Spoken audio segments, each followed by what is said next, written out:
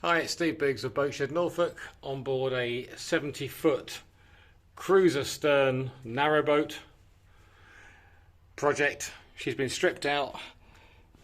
As you can see, the ballast blocks are in the middle. The hull is empty.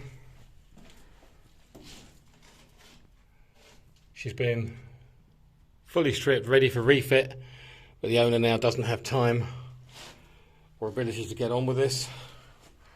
So all the ballast blocks here, you can see, still fitted to the floor. The ones that have been taken up are stacked in the middle.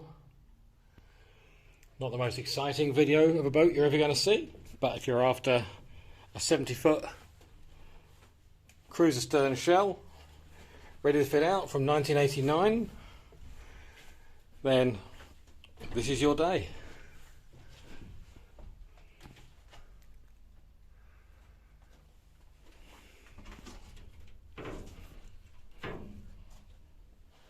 Couple of tanks here at the front. I can't see that they're plumbed or attached.